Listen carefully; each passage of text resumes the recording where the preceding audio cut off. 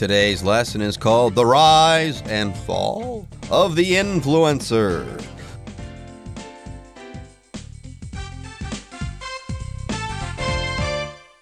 Hello, everyone. My name is Jeff. I'm Roger, and today we're going to continue talking about the influencer, people who have influenced our buying habits, if you will. This, of course, all began with bloggers and people who are famous on the internet, or at least famous in social media.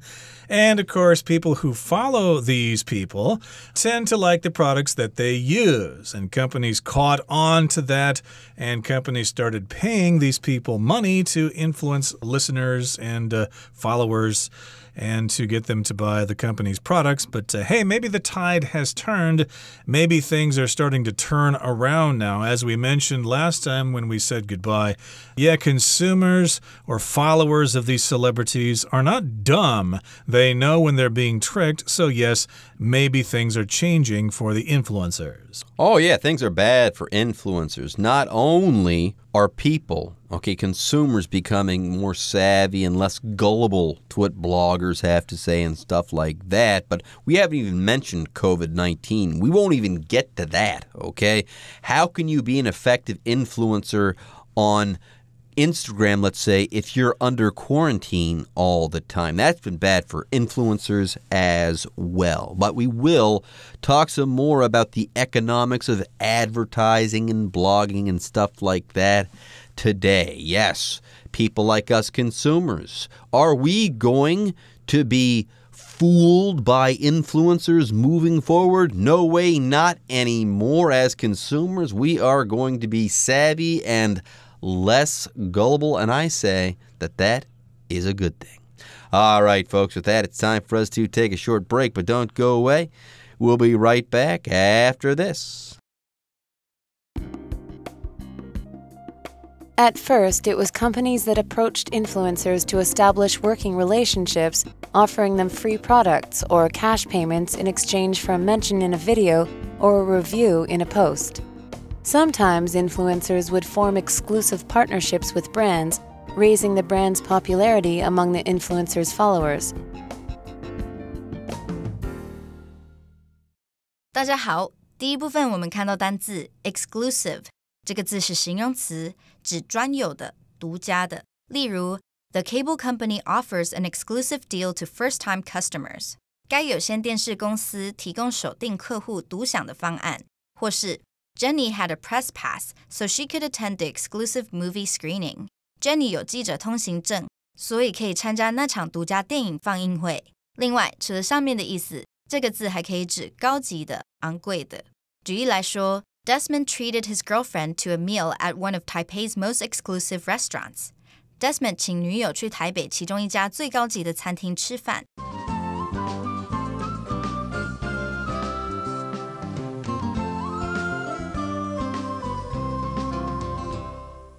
Okay, so again, we're talking about influencers and companies who approach those influencers with deals for advertising and stuff like that. So at first, or at the beginning, it was companies that approached influencers to establish working relationships, offering them free products or cash payments in exchange for a mention in a video or a review in a post. So yes, the companies began doing this. It was the companies that approached the influencers, not the other way around. It wasn't the influencers going to companies and saying, hey, I've got this web page and, I could offer a little bit of promotion for your product if you pay me some money. No, it wasn't the influencers who talked to the companies that way. The companies actually approached the influencers and they wanted to establish these working relationships or to set them up. And what they did is that the companies offered those influencers free products or maybe even some cash payments in exchange for a mention in a video or a review in a post. So yeah, if we give you this product for free or if we give you some money, then in exchange, you have to do this for us. You need to mention our company on your blog or on your post or wherever. And sometimes it went even further than that. It's not enough, let's say, to mention, oh, and today I'm drinking a Starbucks coffee. That wouldn't be enough. Sometimes influencers would form exclusive partnerships with brands, raising the brand's popularity among the influencer's followers. So instead of that influencer saying, today I'm having a Starbucks coffee, that influencer might say, you know what? The best coffee in the world is Starbucks coffee. I only drink Starbucks coffee. Never will you see me drink any other brand of coffee. If you see me drinking coffee, that's got to be Starbucks coffee because you know what? I've got an exclusive partnership with Starbucks coffee. Now, they'd leave that last part out. They wouldn't say they've got an exclusive partnership with Starbucks coffee, but that's what an exclusive partnership is.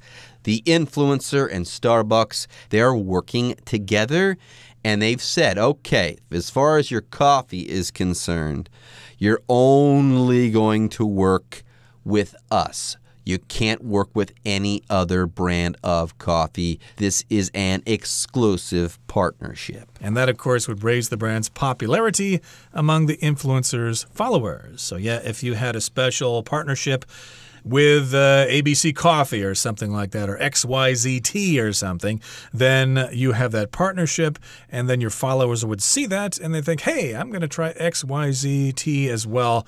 And, of course, that increases the popularity of that particular brand, the degree to which something is popular. There you go. All right, folks, with that, it's time for us to take a short break, but don't go away. We'll be right back.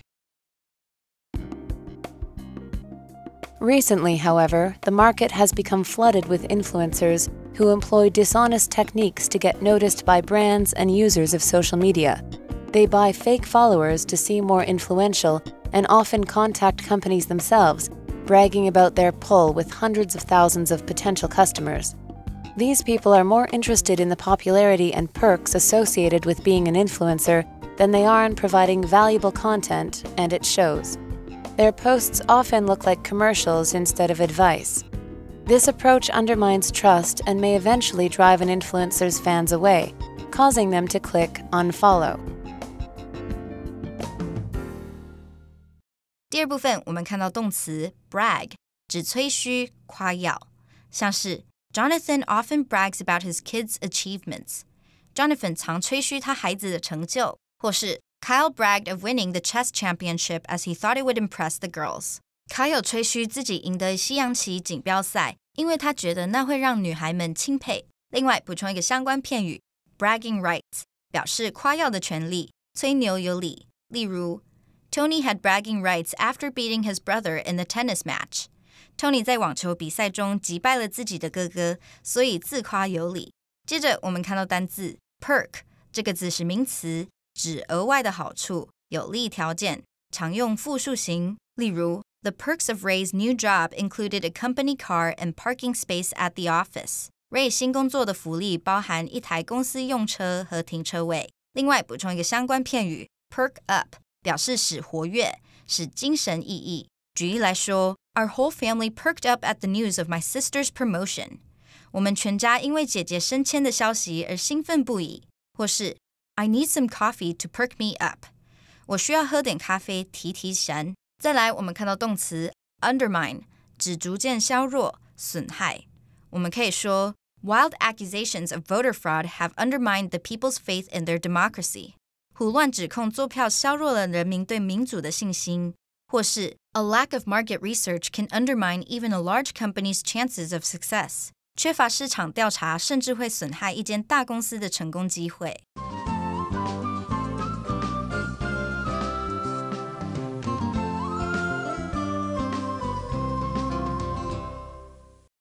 Okay, let's talk about the second part of today's lesson.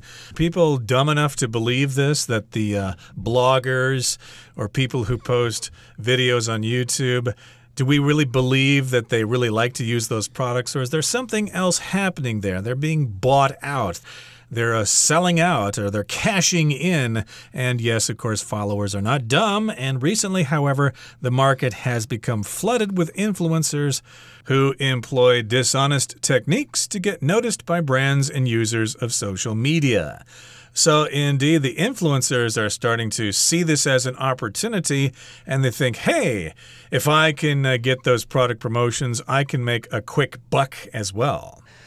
Wow, this is starting to sound really bad. They buy fake followers to seem more influential and often contact companies themselves bragging about their pull with hundreds of thousands of potential customers. Oh my goodness, this is starting to sound bad. By the way, here, pull is influence and power, and they brag about it to these companies. Yeah, look at me. I've got hundreds of thousands of potential customers. Don't you want to contact these potential customers? They could be your customers. So, what are you waiting for? Give me free stuff. Give me cash payments. They aren't customers yet, but they may likely be in the future. If something's likely going to happen in the future, then you say it has potential. Hey, little Johnny there is a great piano player. He has potential to become a famous concert pianist in the future. So they do this stuff, and it all sounds very kind of dark to me, but people will do these types of things. They want to seem important. Anyways, bragging. That's when you tell people how great and how important you are, and you don't stop. Oh, I'm the best. I've got so much money, so many followers. I've got 15 Ferraris, so on and so forth. I'm so great. Now, these people are more interested in the popularity and perks associated with being an influencer than they are in providing valuable content, and it shows. Yes, this is all kind of getting a little bit dark. Here, people are just interested in, one, being popular, and they want the perks. What's a perk, by the way? Are we talking about the cash payments here? Yeah, an advantage, something extra that you get.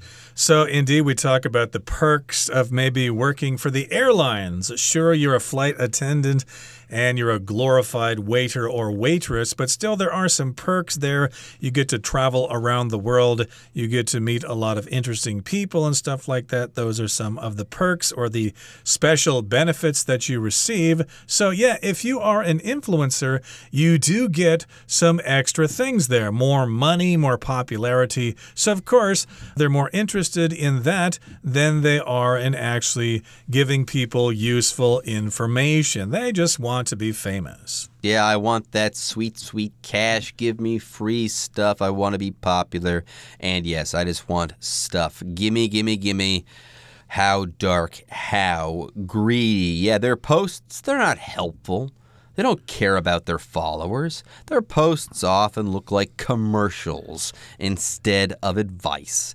This approach undermines trust and may eventually drive an influencer's fans away, causing them to click unfollow. Undermine, to maybe damage something. Like if you're a newspaper and people like you and they trust you, but one day you publish an article that's totally false, well, it will undermine your popularity. It will undermine people's trust in you, and you may lose sales as a result. So yeah, these influencers will be affected by this. It will undermine the trust people have in those influencers.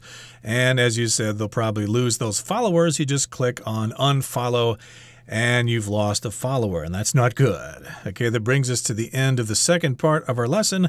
Let's move on now to the third part. Influencer marketing is still a useful tool for companies looking to expand their reach, but consumers are beginning to see it for what it really is: advertising.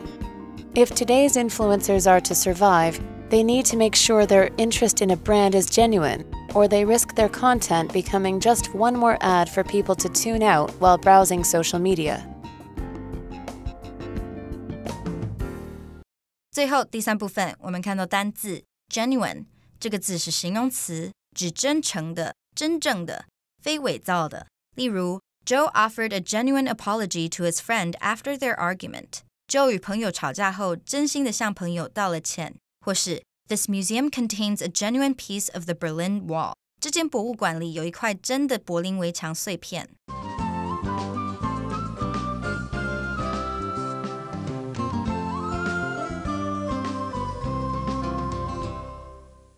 Influencer marketing is still a useful tool for companies looking to expand their reach, but consumers are beginning to see it for what it really is, advertising. And I've noticed this on YouTube.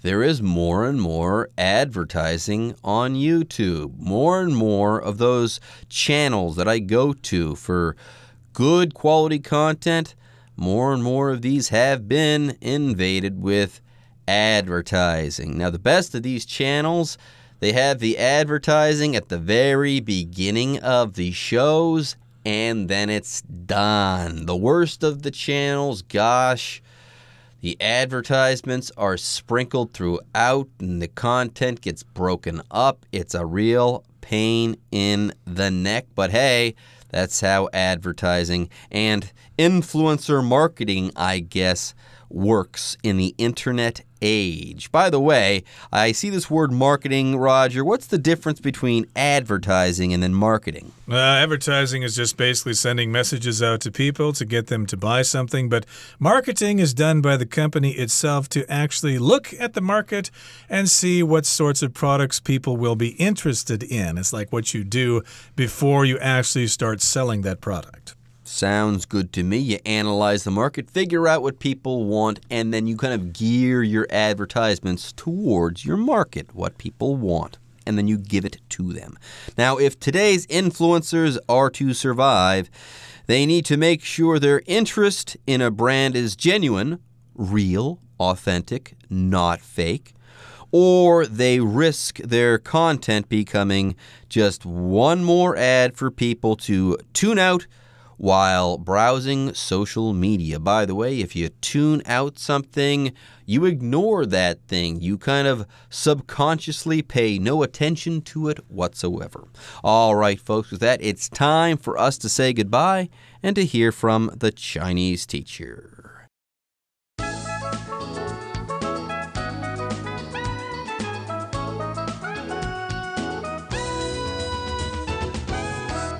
各位同学大家好，我是 Hanny。 我们来看今天的文法重点。课文第二部分的最后一句写道 This approach undermines trust and may eventually drive an influencer's fans away, causing them to click unfollow. 好，句子里面用到 approach 是当名词来表达方法手段，那么动词 undermine 则是表达逐渐削弱、损害的意思，所以 this approach undermines trust 就是表达这个手法逐渐削弱信任。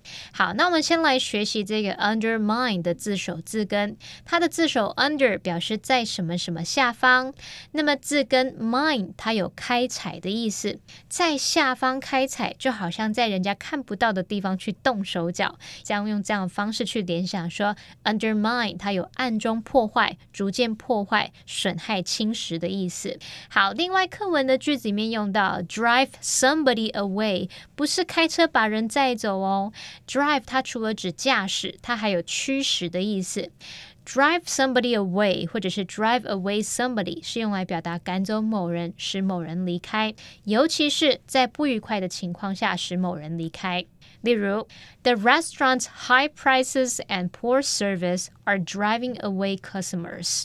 那家餐厅的高价位和差劲的服务把客人都给赶跑了。好，顺便补充几个跟 drive 有关的片语。第一个要补充的是 drive up， 它是表达使什么提高，像是使某个价格啊、数量等等提高。drive up food prices 就是表达让食物价格提高。那么相反的 drive down 就有那种压低、降低的意思，像 drive down interest rates 就是表达使利率下降了。好，第二个补充的片语是 drive at something，这是表达说试图表达意指什么什么的意思。那么常常用进行式 be driving at， 像 What are you driving at 就是表达你是要表达什么意思呢？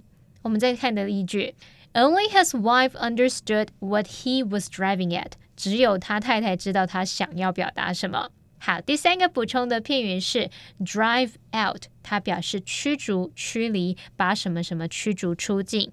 例如 The man was driven out of the village， 那名男子被赶出村庄了。那么第四个补充的是 drive a wedge between 什么什么，这有这种离间、挑拨的意思。wedge 这个名词呢，它是拼作 W-E-D-G-E， 那这个字是表达楔子、楔形物。那么楔子这种工具呢，是用来把这个物件分开，所以可以引申用来指导致分裂的事物。好，当我们说 drive a wedge between 什么什么，就表达造成什么什么的不和、挑拨离间的意思。好，举例来说 The lie drove a wedge between the couple， 谎言在那一对夫妻之间造成不和。好，那么以上是今天重点整理，我们来回顾今天的单字吧。Partnership. Dobby entered into a partnership with an expert from Japan. Popularity. Hip-hop music has grown in popularity in recent years. Influential. Professor Liu is extremely influential in the field of American literature. Potential. Elena works hard to avoid potential conflicts at work. Marketing. Tyler's company plans to spend more on marketing next year. Genuine. Sally has a genuine love for teaching the guitar.